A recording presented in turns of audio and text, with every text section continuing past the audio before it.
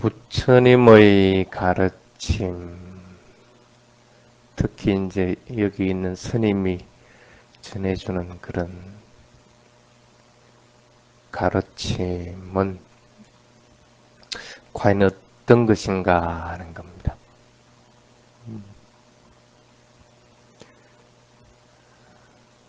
대부분 사람들이 발리의 경전을 읽든지 아니면 그 스님의 법문을 이렇게 듣고 하면 참 좋다. 그게 바로 진리다 하고 이제 이해들을 합니다. 그래서 특히나 이제 대성경전보다도 더 알기 쉽다고 그렇게 얘기합니다. 그렇지만은 모든 사람들에게 다 사랑받는 것은 아니죠. 물론 불교도 위의 사람들이 선호하는 것은 뭐 당연히 아닐 것인데 불교도들 중에서도 이런 테라와다의 직접적인 가르침을 선호하는 사람들이 있고 또 그렇지 않은 사람도 있고 해서 다양할 것입니다. 근데 테라와다의 가르침을 좋아하는 사람들은 대부분 공통적으로 얘기하는 게 직접적이다 하고 얘기합니다. 직접 어떤 문제에 대해서 바로 얘기를 하고 그 문제 해결 방법을 얘기를 하고 해서 직접적이다 하고, 그 다음에 사람의 마음의 문제에 집중하기 때문에 그래서 좋아한다 하고 얘기를 합니다. 아까도 얘기했지만 그렇지만은 모든 사람들이 좋아하고 있는 것은 아니다 하는 겁니다.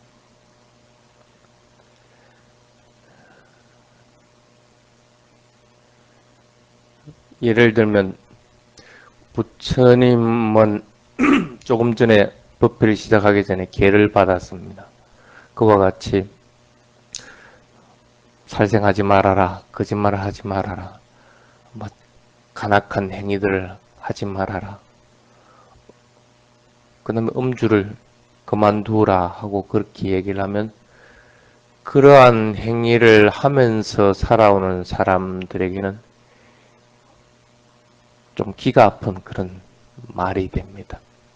예를 들어서 고기 잡는 일에 종사하는 사람들이나 아니면 동물들을 취급하는 사람들이나 이런 사람들은 그 불살생에 대한 얘기들을 들으면 그렇다고 그걸 부정도 못하고 그렇다고 실천도 하지 못하기 때문에 좀 복잡한 측면도 있을 겁니다. 또 마음에서 욕심이 많고 게으름 피우고 또 질투하고 미워하고 화내고 하는 그런 사람들, 그런 성향이 강한 사람들도 그런 문제에 대해서 직접적으로 얘기를 하면 아마도 좋은 기분은 아닐 겁니다. 그래서 대부분 사람들이 부처님이 하시는 말씀은 사실 그대로 맞다. 맞긴 맞는데 좀처럼 실행하기가 힘들다. 행하기 어렵다라고 하는 것이 보통 사람들이 하는 얘기들입니다. 근데 왜 부처님이 이렇게 직접적으로 말씀을 하셨을까? 근데 그러한 것들, 맞기는 맞다 하는 걸 갖다가 인정하고 고치지 않는다고 할 것 같으면 전혀 그 사람의 마음은 성장할 수가 없기 때문에 부처님의 입장이라면 그렇게 했을 것이다. 근데 한편으로는 또 측은한 마음도 들어요. 부처님이 그렇게 얘기해도 그렇게 얘기해도 일반 사람들은 맞기는 맞는데 실행하기는 어렵다 해가지고 피해버리는데 무엇을 위해서 그렇게 부처님이 말하고 있는 것인가 하는 의문이 생기기도 합니다. 그래도 그럴 때마다 부처님은 직접적으로 그 문제에 대해서 언급을 하고 부정할 수 없게끔 하고, 물론 상대방의 마음이 일시적으로 피하려고 하지만은 그걸 피해가지 않고 법을 설했습니다. 그래서 이 테라와다 불교가 인기가 없는 이유는 바로 이 강한 태도들 때문입니다. 후에 이제 불교가 발전하면서 불교가 인기가 없으면 곤란하니까 부침법을 설해주는 사람들이 이제 조금씩 경향을 바꿉니다. 그래서 조금 더 상냥하게 하고, 다른 사람은 참 훌륭합니다 하면서 칭찬하고, 또 그 사람을 뭐 이렇게 치켜 세우고, 이렇게 말을 이제 하게 됩니다. 물론 그렇게 하면 결과적으로는 그 사람은 참 불교라고 하는 것은 참 고마운 종교다, 따뜻한 종교다, 자애로운 종교다 하고 얘기를 합니다. 근데 그것뿐입니다. 그러고 나면 그 사람은 자기의 잘못된 부분에 대한 참회와 그것을 바꾸려고 노력을 하지 않습니다. 칭찬하는데 뭐 그럴 이유가 뭐 있어.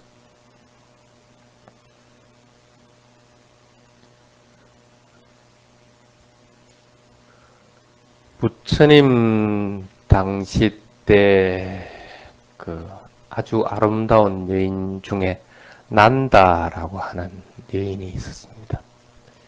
경전에는 난다가 세 분이 등장하는데 여자 난다를 얘기합니다.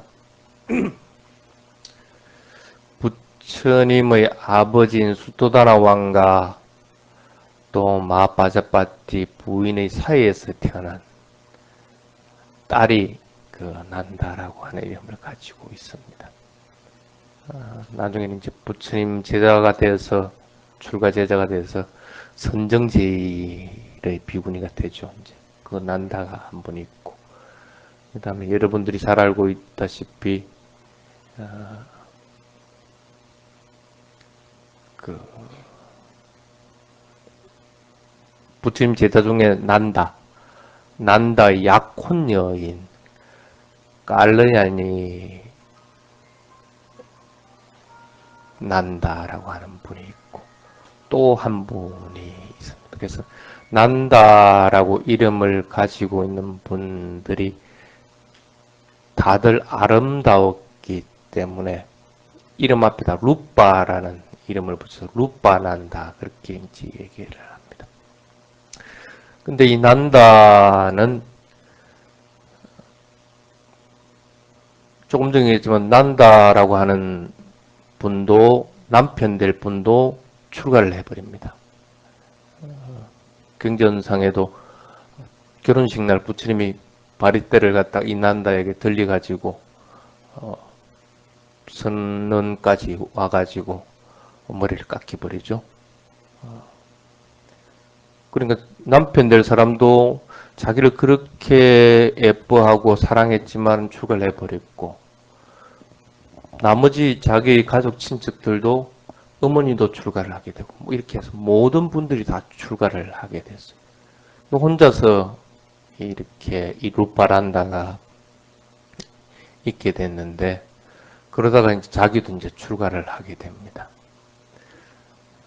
그래서 머리카락을 깎고 분소회를 입고 비구니 스님들과 같이 공동생활을 하고 있어도 워낙 그 아름다우니까 눈에 띄는 그런 존재였습니다. 사람들은 당연히 이 루파난다를 갖다가 칭찬을 많이 합니다. 참 아름답다. 그러니까 그 루파난다 조금 더 행동거지에 조심하게 되고, 그리고 조금 더 우아하게 이렇게 치장을 합니다. 출가한 스님들이 뭐 우아하게 치장한다 할 같으면 얼마나 우아하게 치장하겠어요. 근데 저희들도 이제 경험을 해봤는데 그런 거는 있습니다. 스님들이 가지고 있는 게 이 가사하고 이 바리떼입니다. 대부분 보면 때가 좋은 게 이 탑발로 해가서 아니면 일반 신도들이 공양을 올리면 그게 좋으면 자기가 가지고 있던 바리떼는 다른 사람에게 줘버리든지 해버리고 그 좋은 걸 가지게 됩니다. 그래서 바리떼도 어떤 때는 이렇게 자꾸 더 좋은 것으로 바뀌어 나갑니다. 가사도 뭐 까테나 가사 의식이라든지 아니면 방수쿨라 가사라든지 뭐 팟빠 의식이라든지 이런 것을 통해서 이제 가사들이 막 들어오게 되면 가사도 전에 입었던 것보다 더 좀 때깔 좋고 또 예쁜 것들을 자꾸 입게 됩니다. 어떤 면에서는 아름답게 이렇게 보이는 거죠. 이 루파난다도 아마 그런 행태들을 띄었던 것 같아요. 그래서 조금 더 몸을 더 치장하게 되고 이렇게 하게 됩니다. 당연히 사람들이 칭찬하니까 그 칭찬에 걸맞게끔 내 몸과 주변을 가꾸게 됩니다. 물론 그 좋은 점도 있긴 있습니다. 있지만은 가장 중요한 부분은 하나를 간과를 해버리게 됩니다. 부처님의 말씀 자체는 이 몸 부정한 것이고 무상한 것이다 하는 것인데 그 부분을 잊어버린다는 거예요. 그러니까 만날 부처님은 그런 슬법을 하는데 이 루파난다는 감히 부처님 곁으로 갈 자신이 없는 거라. 나는 자꾸 아름답게 꾸미고 이빨도 다른 사람 한 번 칠 때 나는 두 번 치고 이렇게 하는데 부처님은 그걸 보고 나를 얼마나 뭐라 할 것이냐 하고 생각이 드니까 가까이 가지를 못하는 거예요. 그 1년이 지나도록 출가할 때까지 가지를 못합니다. 근데 다른 비구니 스님들은 이 제타와라에 가서 부처님 법문 듣고 오면 그렇게 찬탄을 하거든. 부처님 훌륭하다 훌륭하다. 여러분들 같으면 부처님을 훌륭하다 할 때 어떤 걸 가지고 훌륭하다 하겠습니까? 부처님 여기 살아계신다고 치고 맨 첫 번째 사람들은 부처님 몸을 보고 훌륭하다고 합니다. 부처님은 32상과 80종을 갖춘 아주 훌륭한 몸을 지니고 있습니다. 그래서 그 몸에서 이렇게 휘황찬란한 그 광채도 나고 이제 이렇게 합니다. 대부분 사람들은 그 모습에 반해버립니다. 요즘 말로 같으면 그 F4의 기공자 같은 그런 모습에 그냥 홀딱 반해버립니다. 그래서 참 훌륭한 분이다 이렇게 얘기합니다. 또 두 번째 부류는 뭐냐면 부처님이 쓰라는 법의 소리를 듣고 부처님 소리가 그렇게 메아리가 울려 퍼지고 그렇게 부드럽고 거지없이 좋거든. 가끔씩 스님도 이제 그런 얘기를 처음 전화를 받았는데 스님 목소리 너무 좋습니다. 그 사람은 나에 대해 전혀 몰라. 그렇게 이제 부처님의 목소리를 듣고 부처님 참 훌륭하신 분이다 하고 이제 판단을 하죠. 또 이제 세 번째 부류는 뭐냐 하면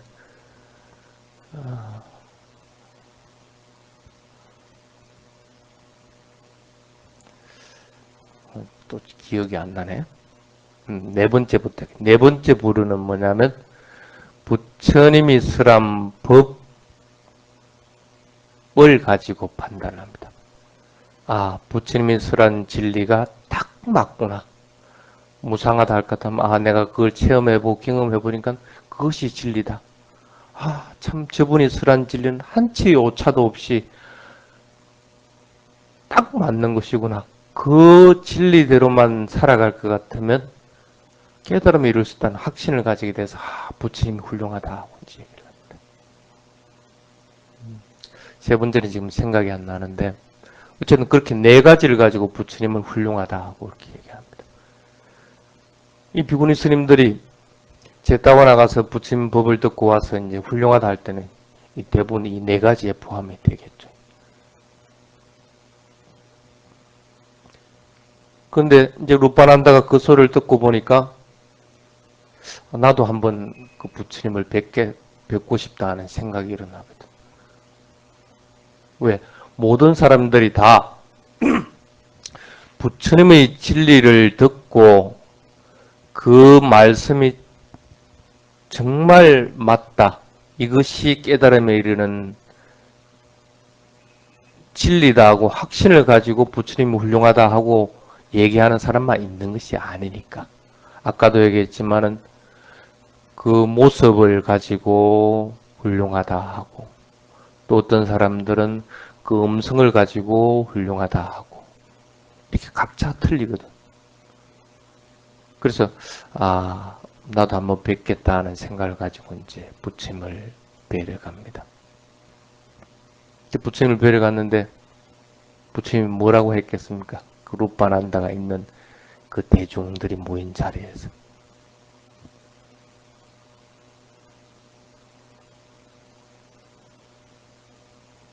이 몸은 무상한 것이고 고통스러운 것이고 나라고 하는 것이 없다는 말씀을 하시는 거예요. 똑같아. 똑같아. 그 자리에 왔다 해가지고 달리 부처님이 있으란 것은 아니라는 거예요. 근데 루파난다의 마음은 이미 바뀌어져 있다는 거예요. 그전에는 부처님에 대해서 경계하는 마음이 먼저 있었거든. 그러니까 아무리 무상하고 고통스럽고 나라고 하는 것이 없다고 하더라도 직접적으로 그렇게 얘기해도 그건 맞는 말이지만 그건 내가 지금 실천하기 힘들다. 어렵다.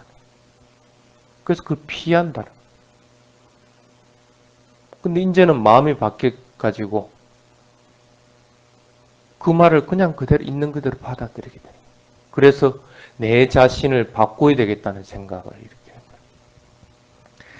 태국에 있을 때도 이제 그런 예들이 있습니다. 바리떼를 이렇게 자주 바꾸는 스님들이 있습니다.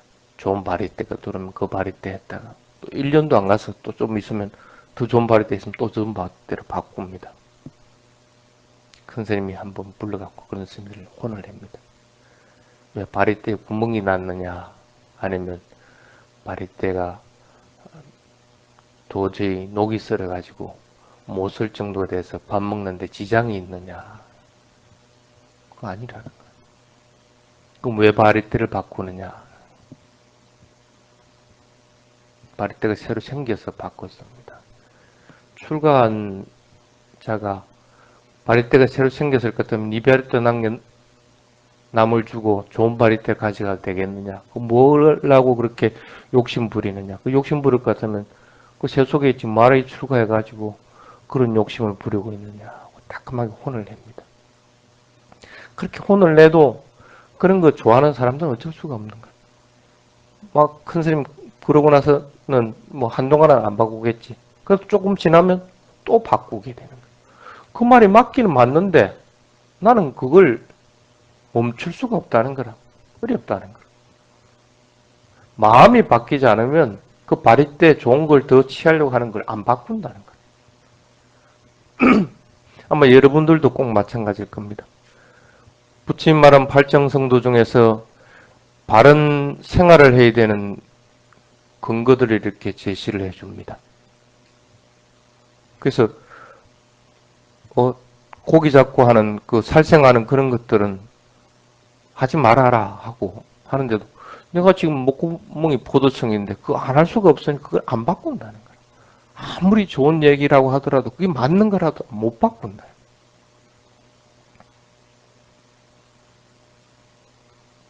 근데 부처님은 한결같이 얘기하거든. 틀렸다. 틀린 것은 틀렸다. 바꾸고 안 바꾸고 하는 것은 그 당사자의 마음의 문제이고 진리는 바꿀 수 있는 것은 아니라는 거예요. 지금의 불교 상황같이 참 훌륭합니다. 잘하십니다. 장하십니다.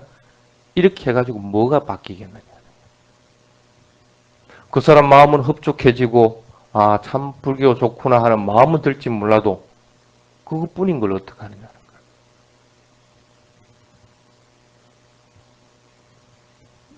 여기 있는 스님도 여러분들에게 가끔씩 그냥 좋은 것만 보고 칭찬만 해주면 좋겠습니까? 칭찬해줘야 될 때는 칭찬해줘야 되지. 그렇지만은 바른 길을 가려고 하는 사람들, 그리고 부처님의 진리를 체험해서 깨달음에 이르게 하는 사람들에게는 바르게 이것은 진리에 이르는 길이다 하고 바르게 알려줘야 된다.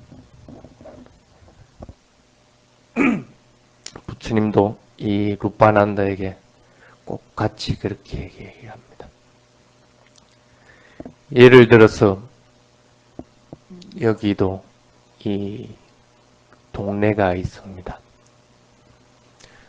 밀락동이라는 이 동네는 보면 술집도 많고 또 뭐 노래방도 많고 횟집도 많고 어찌 보면 이 오탁악세입니다. 오탁악세. 굉장히 사람들이 유흥을 즐기는 그런 곳으로 유명한 곳입니다. 그 사람들이 이상하게 생각합니다. 그 속에 무슨 이 선언이 있느냐. 오탁악세에 맞게끔 뭐 그냥 그런 부류들이 있어야 되는데 유별나게 여기는 이 선언이라 해서 그것도 뭐 기도하고 뭐 제사 지내고 그런 데가 아니고 그냥 수행하고 부침법 전해주는 그런 곳으로 있으니까 참 유별나다 하는 얘기들을 합니다. 그래서 가끔씩 스님 여기 있으면 이 붓다의 길다라는 이름을 보고 들어와서 여기 무슨 술집이냐 카페냐 하고 물어보는 사람이 다반 사람. 그것도 한밤중에 자다가 나가서 이렇게 보면 그런 사람들이 가끔씩 옵니다. 이 마을을 예를 들더라도 그와 마찬가지입니다. 뼈대를 가지고 이 건물을 만들고 이 마을들이 형성되어 왔는데 새벽녘 되면 어떻는지 아세요? 굉장히 추잡합니다. 그렇게 즐겁게 놀고 즐기던 장소가 싸움판으로 변해져 있고 그럼 길거리는 험한 잡다한 쓰레기들로 널려져 있고 그래서 청소부들이 이 지역이 최고 치우기 힘들답니다. 쓰레기 양도 물론 많을 뿐 아니라 그런 양만 많으면 괜찮은데 이상한 오물들도 굉장히 많이 있거든. 그 아름다운 거리가 밤만 되면 변한다는 걸.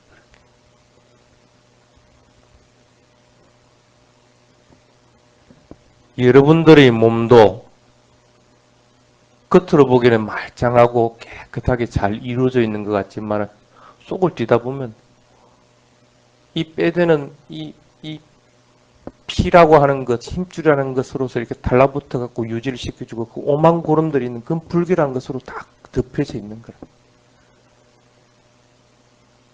근데 그 안의 실상을 갖다가 얘기를 하지 않고 그냥 겉모습만 참 아름답습니다. 이렇게 얘기할 수 있겠느냐는. 룻바난다야, 네 몸이 아름다운 것은 지금 겉모습을 보고 아름답다는 것뿐인 것이지 너도 언젠가는 늙고 병들고 쭈그러들고 저기 우리 나이 드신 분과 같이 저렇게 힘없고 병들게 될 있다는 거예요. 그러다가 죽음을 맞이하게 되는 거예요. 죽고 나서 땅바닥에 그거 버려지면 고만 구덕이 다 끓는 거고 묘를 안 섰으면 짐승들이 그 물고 낚아채가고 해가지고 그 어디 나중에 자치나 남을 수 있는지 아느냐. 근데 지금 현재 네가 그 아름답다 해가지고 그 아름답만 유지하는 것만 할 것 같으면 그 뭐 어디다가 쓸 거냐는 거야. 네 몸에 항상 그렇게 있을 것 같으면 뭐 그렇게 해도 되겠지. 그렇지만 그렇게 해 있을 수가 없다는 거야.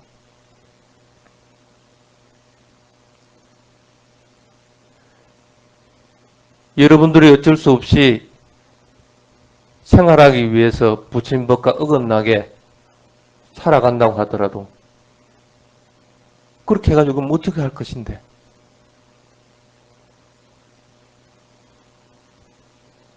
그 갑오들은 다 어떻게 받을 것이고 그 마음이 더러워지는 것은 어떻게 할 것이냐는 거예요.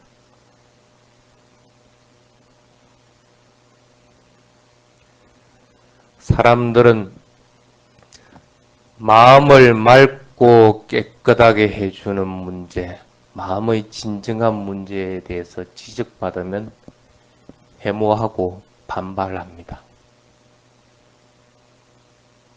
그래서 그거는 알고 있다. 그거는 진리지만은 내가 지금 하는 것들은 그만둘 수 없다 하는 그런 마음의 상태를 가진다.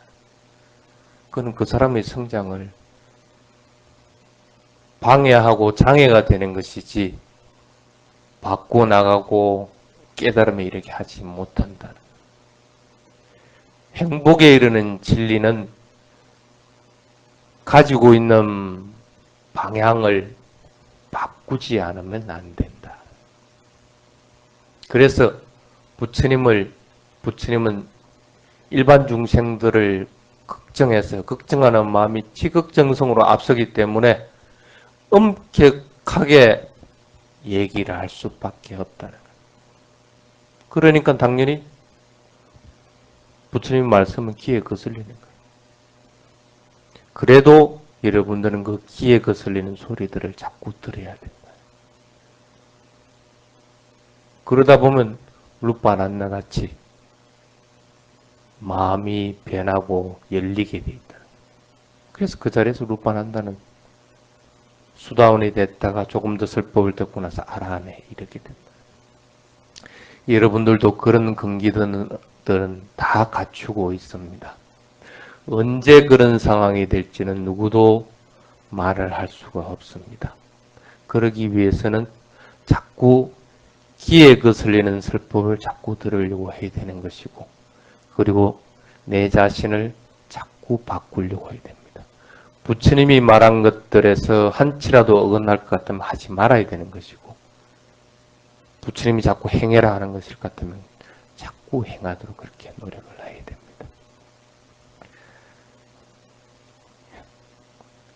오늘은 여기까지.